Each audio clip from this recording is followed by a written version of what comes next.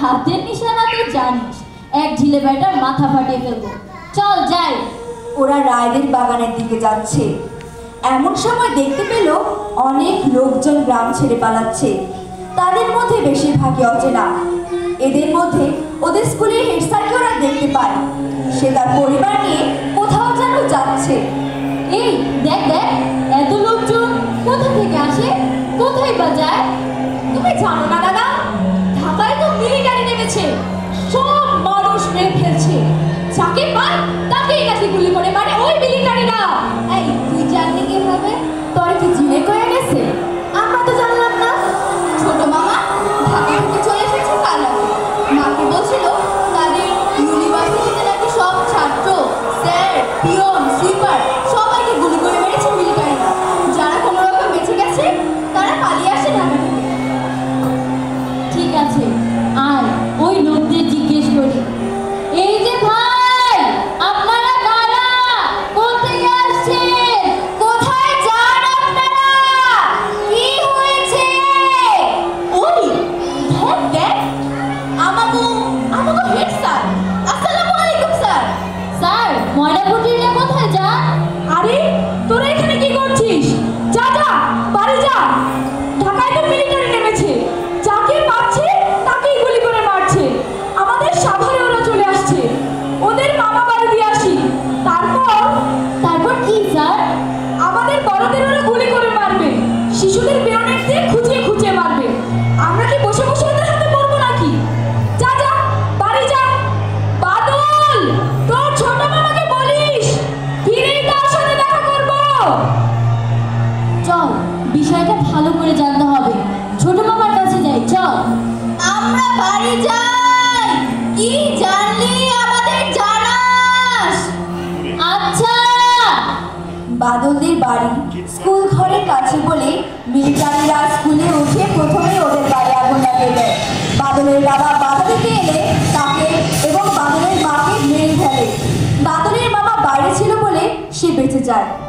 Military তাদের বাড়ি ছেড়ে চলে গেলে বাদল, সোনাই এবং বাদলের মামা বাড়িতে ঢুকে বাদলের বাবা মার লাশ উঠোনে পড়ে থাকতে দেখে। রাত হলে তারা বাদলের মা বাবা সহ গ্রামের আরো অনেককে গ্রামের কবরস্থানে কবর দিয়ে তারা তাদের গ্রাম ছেড়ে পাশের গ্রামে চলে যায়। বাদলের মামা বাদল এবং সোনাইকে তাদের বাড়ি তার মায়ের কাছে রেখে চলে যায় মুক্তিযুদ্ধে। কয়েকদিন পর বাদল পালায় নানা বাড়ি থেকে। বাদল ও রতন মিলে চলে আসে ভারতের মুক্তিযোদ্ধাদের ট্রেনিং ক্যাম্পে। এদিকে মুক্তিযোদ্ধাদের ট্রেনিং ক্যাম্পে কমান্ডার কথা বলছেন আর মুক্তিযোদ্ধারা শুনছেন। একদিন তোমরা অনেক ভালো পারদর্শিতা দেখিয়েছ। আমি বিশ্বাস করি আজকের গ্রেনেড প্রশিক্ষণেও তোমরা ভালো করবে। আর যারা ছোট আছো তোমাদেরকে আমরা রণাঙ্গনে পাঠাতে চাই না, কিন্তু তোমাদের পীড়াপিড়িতে বাধ্য হয়ে আমরা তোমাদেরকে দলের সাথে ফ্রন্ট লাইনে পাঠাবো। তবে তোমরা শুধু ওয়াচম্যান হিসেবেই কাজ করবে, এর বেশি কিছু না। তোমরা মনে রাখবে, ওয়াচম্যান হচ্ছে একটি অপারেশনের মূল খুঁটি। তার অবজারভেশনের উপর নির্ভর করে কমান্ডার অপারেশনে প্ল্যান তৈরি করবে। অতএব তোমরা ছোট হলেও তোমাদের কাজ সবচেয়ে বড়। আজকে ব্রিফ এই পর্যন্তই। চলো ট্রেনিং পয়েন্টে। সবাই ট্রেনিংয়ের স্থানে গিয়ে ট্রেনিং শুরু করে।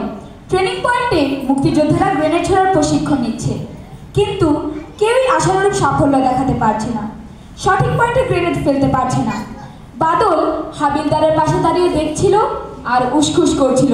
তার উসখুস দেখে কমান্ডার বাদলকে জিজ্ঞেস করলো, কি রে বাদল, এমন করছিস কেন? কি হয়েছে? দেখছেন না স্যার, কেউ ঠিক মতো গ্রেনেড ছুটতে পারছে না। ঠিক মতো গ্রেনেড ছুটতে না পারলে তো শত্রু সুযোগ পেয়ে যাবে, আর শত্রু সুযোগ পাওয়া মানে তো মৃত্যু। ঠিক বলেছিস। তবে গ্রেনেড সাধারণ ব্যাপার নয়, অনেক সাহস লাগে, আর সবগুলো ঠিক জায়গায় ফেলাও যায় না। আমি হলে পারতাম স্যার। বলিস কি, এত বিশ্বাস? জি। তাহলে তো পরীক্ষা নিতে হয়। হাবিলদার। জি স্যার। ওকে একটা গ্রেনেড দিন আর টার্গেট পয়েন্ট দেখিয়ে দিন। জি স্যার। এই ছেলে, অনেক সাহস না? এই নে দেখ, গ্রেনেডের মাথার কাছে এই পিন খোলে অনেক জোরে ছুঁড়ে মারবি, খুব উঁচু নিয়ে নয়। মনে রাখবি, পিন খোলা থেকে টার্গেট পয়েন্টে ফেলা পর্যন্ত সময় পাবি মাত্র 7 সেকেন্ড। নে শুরু কর। ভয় বাদলের হাতে একটি গ্রেনেড ধরিয়ে দেয়। বাদল গ্রেনেডটা হাতে নিয়ে নেড়ে চেড়ে দেখে, জিনিসটা খুব সুন্দর। যুদ্ধ শেষ হলে এমনই একটা গ্রেনেড সে কমান্ডারের কাছ থেকে চেয়ে নিয়ে নিজের কাছে রেখে দিবে। বাদলের ছোট বোন সোনাইয়ের কথা মনে পড়ে যায়। সে মনে মনে মত পরিবর্তন করে, এমন একটা গ্রেনেড সে সোনাইকে দেবে। হাবিলদার হাত দেয়।